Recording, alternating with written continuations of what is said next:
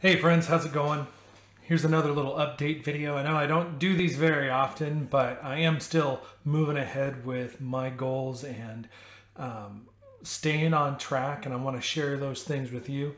Today we're going to talk about the top 10 lies about weight loss surgery. That's right, people get lied to all the time. Now, I'm not saying it's intentional, and it's usually not a complete lie, but it's not always the complete story about what you experience with or in relation to weight loss surgery. So I'm going to talk about those top 10 lies, give you my opinion. Again, these are just my opinion based on a lot of studies I've read, based on my own experience now that I'm 18 months post-op, and hopefully that'll help shed some light on a few things. And as always, I encourage you to go out, look this stuff up for yourself, read some of the research that's out there. It's fascinating, it's amazing, and you can learn a ton. So we're going to do this as a countdown from 10 to 1. And so number 10, you'll never be hungry. Yeah, so you'll be hungry. Now there are some very, very, very rare people that hardly get hungry at all, especially the first year or two and even longer. But that's actually pretty rare. You know, hunger is a natural process. We need hunger to regulate our intake of nutrients. Food is medicine, and we have to treat it that way. And if you're going into this thinking that you're never going to be hungry again, and that's what's going to keep the weight off, you're lying to yourself, or someone's been lying to you, because you're still going to have to deal with hunger. Now, right after surgery, it is almost always diminished, and we'll talk a little bit later on some of these other lies about what you might experience here and there throughout the journey. But sometimes you can have hunger like right after surgery during the liquid phase, when you're just drinking liquids, protein drinks and water. It just does not trigger those satiation hormones in your gut for a lot of people, and you will feel hungry, and it sucks. But stick with it.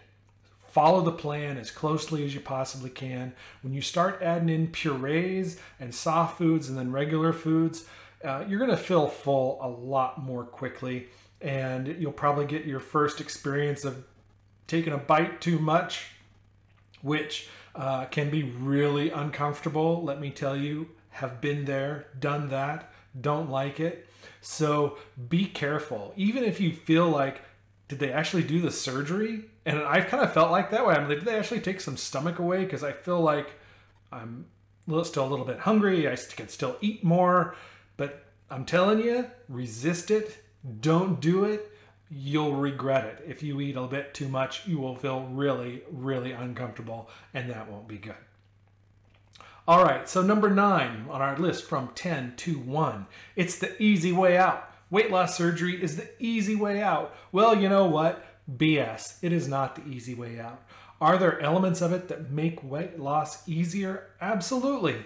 Absolutely. You know, there's a rapid weight loss phase over the course of that first year. How quickly it goes, how long it lasts. Some people kind of lose weight over the course of a couple years. It really depends on how much weight you started with, how your body responds to the surgery. Lots of different factors. Everyone's biology is very unique, so you never really know how your body's going to respond. But it still takes a high level of commitment.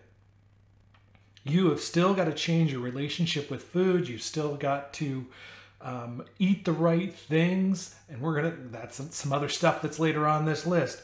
Still got to eat the right way. It is not easy. You still have to adopt a healthy lifestyle. You still have to be committed to change. This thing does not happen automatically. And I don't really like the term that the surgery is a tool.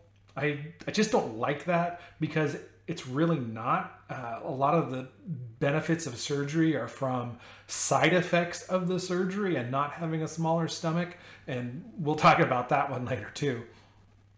But it is difficult, because especially once you get past that first few months and into your 1 year, 2 year, and after that, when the effects of the surgery just aren't feeling the same as they did early on, man, you have to protect your weight, right? And you have to make good decisions.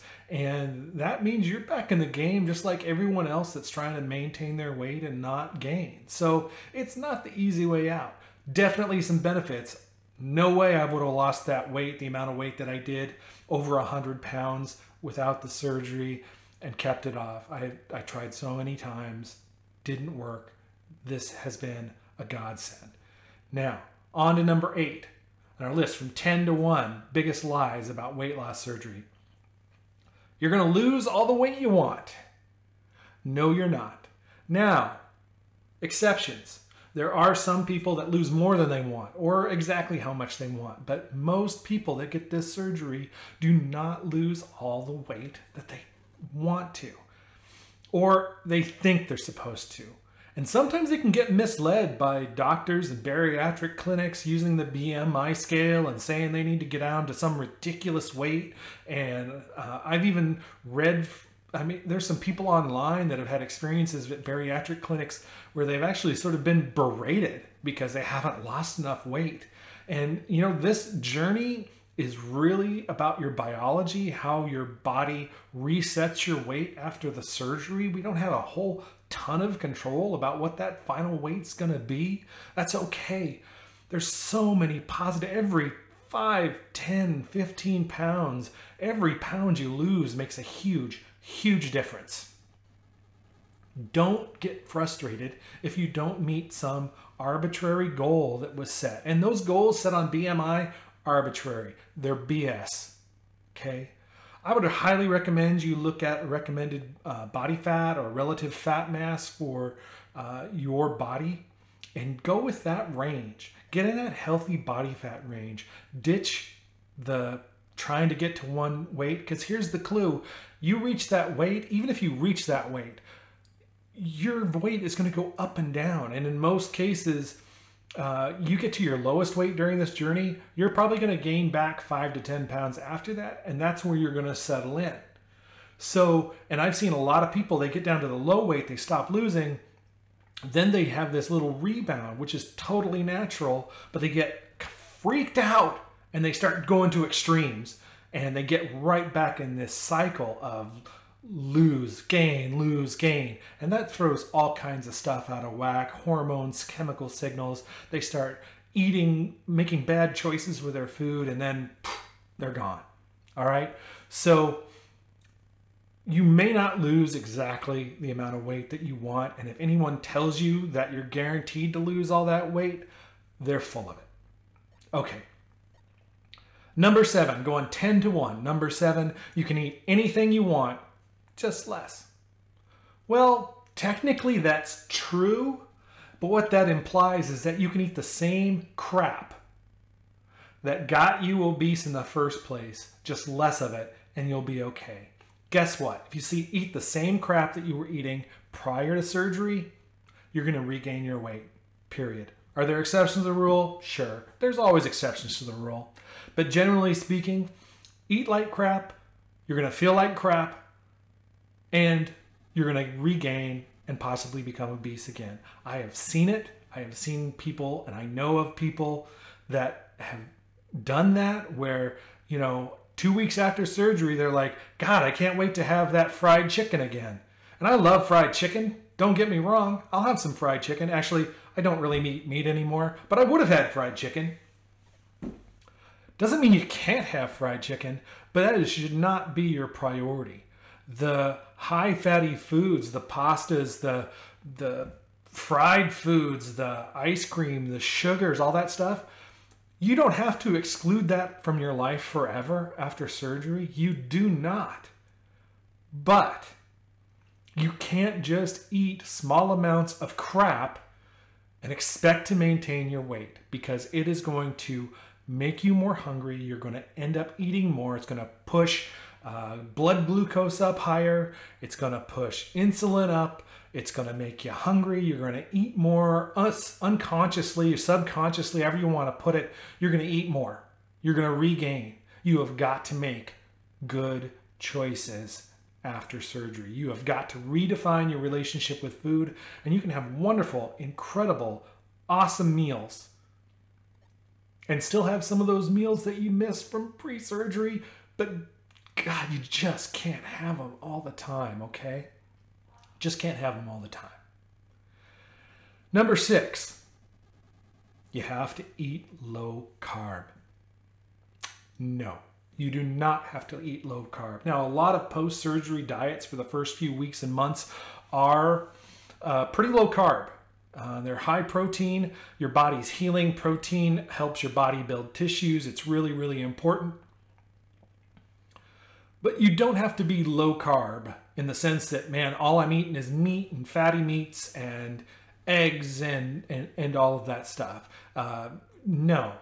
Now, you should pick the right carbs, right? Whole grains, whole seeds, lots and lots and lots of vegetables, lots of plants. Now, you don't have to be a vegetarian, but regardless of what diet religion you're going to follow, whether that's paleo or keto or vegetarian, vegan, Mediterranean, whatever the case may be, there's a few things that you can do regardless that will make a huge difference. Diversity of plants, tons and tons of plants, okay? Feed your microbiome. You might have seen some of my videos earlier where I went through a nutritional study, had my microbiome mapped. I totally believe that that is the way to go. Diversity of plants, giving lots of fibers to your gut, doesn't mean you're only eating plants. High quality, good protein, whether that's plant or animal based. Get rid of anything with added sugar, except for those special treats every now and then. Get rid of refined grains, white flours, white rice. Get rid of that stuff. There's lots of other whole grains and things you can make with whole grains that are absolutely delicious. Artificial sweeteners. Try to dump the artificial sweeteners. They can have a negative effect on, one, your microbiome and digestive tract. They aren't meant to be processed by our bodies. Also, that sweetness can trigger additional hunger in some people, and I know that a lot of people rely on artificial sweeteners, and I can't say that I absolutely cut sweeteners out. I use stevia for most of my sweetening, or sugar alcohols. That's usually what I eat the most when I'm cooking or baking and I need something a little bit in there sweet, or if I'm making my coffee, that kind of thing. I'm not saying I exclude it, but I try to use natural based sweeteners, no calorie and no non-glycemic influencing sweeteners in that way. But you don't have to eat low carb. I have oatmeal all the time. A couple times a week I'll have oatmeal, sometimes every other day, and other whole grains and that kind of thing. But I really try to diversify plants, nuts, seeds, fungus, herbs, spices, pepper, 20 to 30 different plants a week. And that sounds like a lot, but it really isn't when you count all the spices you can use in cooking, all the little herbs you can use in cooking. They all count. So anyway, on to number 5. You'll never enjoy food again. You'll never enjoy food again. And you'll hear this from people that have put themselves on this ultra restrictive diet because they think that's what they have to do after surgery, or if they have to, or someone talk to somebody who knew somebody, third cousin that had the surgery and they hated it because they couldn't eat anything, yada, yada, yada. It's all BS.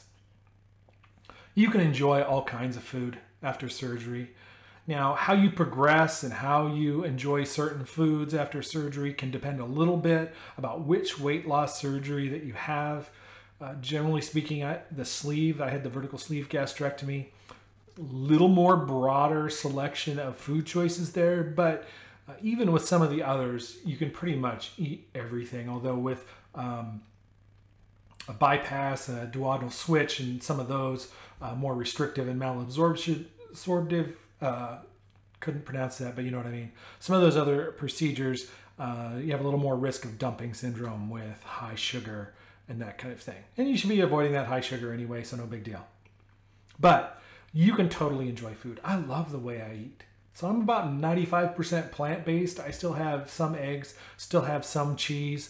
Don't eat meat anymore. Every now and then I might, usually in a social event when I'm out with other people, but I usually try to find vegetarian options. I eat a lot of beans and other plant-based protein sources and that kind of thing. But, oh my God, so many good recipes out there that don't need to have meat, that don't need to have tons of cheese in it, that don't need to have layers of pasta in it. There's just so much. Broaden your horizons. I am serious. There's some great, great food out there. Broaden your horizons and enjoy it. The next lie. It's number 4 on our list from 10 to 1. Number 4, everyone regains their weight. No, everyone does not regain their weight after weight loss surgery. And you'll hear again, this friend of my sister's had the surgery and now she's 10 pounds heavier than what she was. And that happens. That happens. About 20% of people that get weight loss surgery do regain some of that back, sometimes as much as 20% of that back.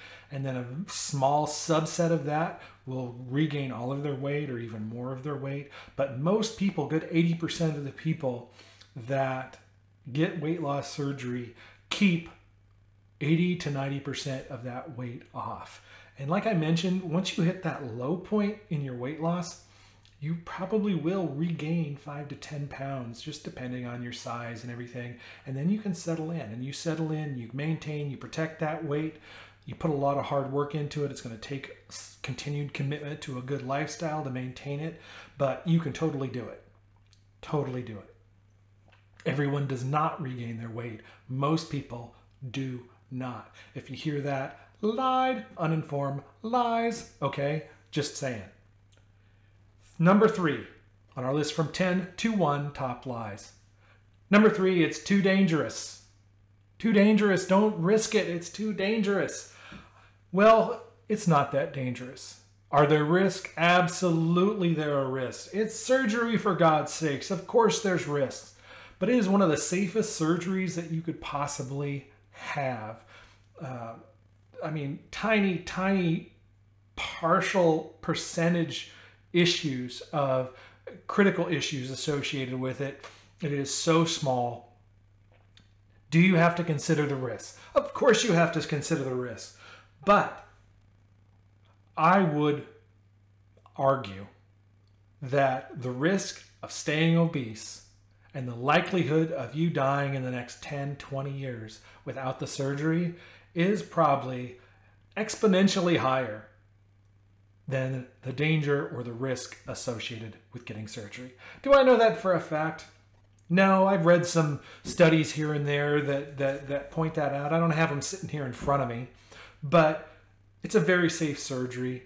Weigh the risks. Make sure you ask all the questions. Yes, there are people. You go on social media, you kind of see the wide range. The very best, the very worst, people that had no issues, people that had every issue under the sun. It happens. Most of us are somewhere in the middle. Some have some variety of issues here and there on the spectrum.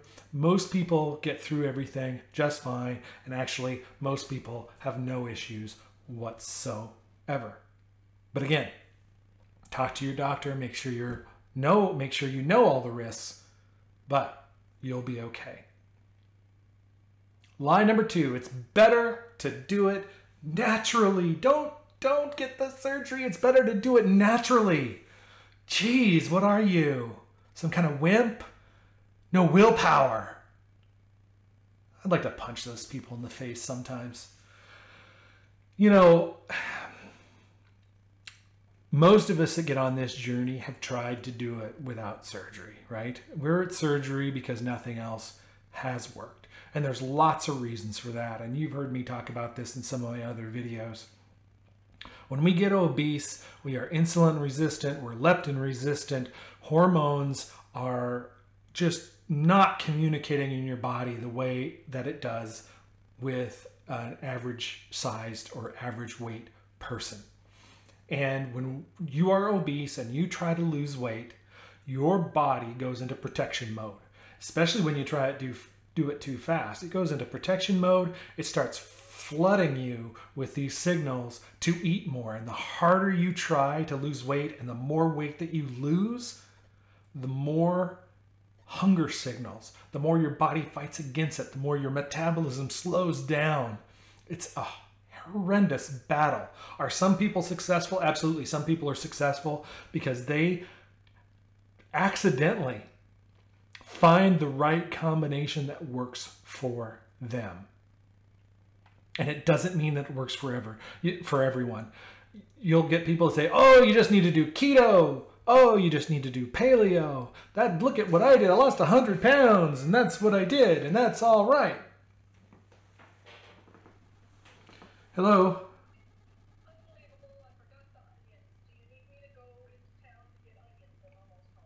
No, I don't.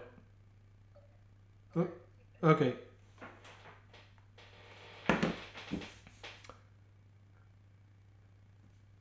We've tried. Our bodies are way, way, way out of whack.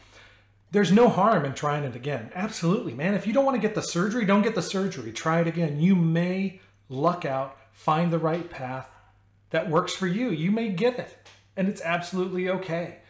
You know, and you don't have to get the surgery. There are people that find the magic key for them and they get there, but it is not easy. And sometimes they end up injuring themselves, doing bad things, all that stuff. You know, I was diabetic, right? The tipping point for me was getting diagnosed with diabetes.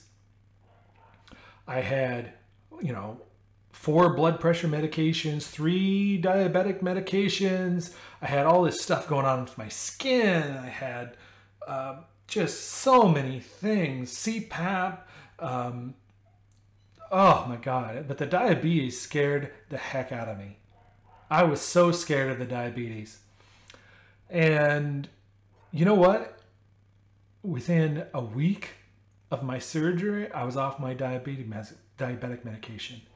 I'm in full remission from diabetes. My blood sugar, my A1C has been normal, not just pre-diabetic, but normal, well within the normal range since 3 months after surgery. I couldn't have done that. I mean, it would have been practically impossible. If I could have lost the weight without the surgery, it might have happened. But do you realize how difficult that is? And that is another element, what causes diabetes with the insulin resistance, the type 2 diabetes and everything. Your body is so far out of whack and just socking away fat storage. It's practically impossible once you go down that road. The surgery put me into remission. I would do it every single day of the week and twice on Sunday to get that result. Would it have been better for me to do it naturally? I'm saying probably not. Does it work for some people? Absolutely. Good for them, man. I'm proud of people that can do it without surgery. If you can do it without the surgery, awesome. Totally awesome. If you can't, consider the surgery. And number 1, we've gone from 10 to 1. We're at number 1. And number 1 lie is your small stomach. The restriction is the reason you lose weight. That's your tool, is that restriction. That small, tiny tummy is why you lose weight. I'm here to tell you, it's not. Is it helpful at the beginning? Absolutely. It does provide some restriction. It does make you uncomfortable if you eat too much, but that goes away. Goes away quicker for some people. Some people it sticks around a little bit longer. As long as you're not seriously overeating, it can stick around for years and years, but it's not the same. Boy, after the first 3 months, it is generally not the same. But that is not why you lose the weight. You lose the weight because the side effects of the surgery have allowed your body to bypass some of these hormonal restrictions that has been holding your weight loss back prior to surgery. I may do an updated video on the science behind it, but the science is amazing, but it is not the restriction. If you're relying on this restriction, and like we mentioned earlier, just to eat less you're going to fail. It is not about the restriction. You have a window of time, a honeymoon period, where you have this effect on your hormonal communications between leptin, your body, hunger hormones from your gut and intestines that are working for you, working in your favor, and your body's allowing you to lose tons of weight without fighting against it. Although it may struggle every now and then, you may stall here and there. That's another story. But don't rely on the restriction. You have to get a new relationship with food and run with it. Take that first year and dedicate yourself to designing the perfect diet that works for you and your biology. Diverse diet, try new stuff, find some new incredible recipes, live healthy, make it a habit. You make it a habit by the end of that 12-month period, or give or take whenever you reach your low point in your weight, and you will be set up to maintain. So that's my story. I'm sticking to it. Those are my top 10 lies about weight loss surgery. Love it or leave it. Those are my opinions. Until next time, take care.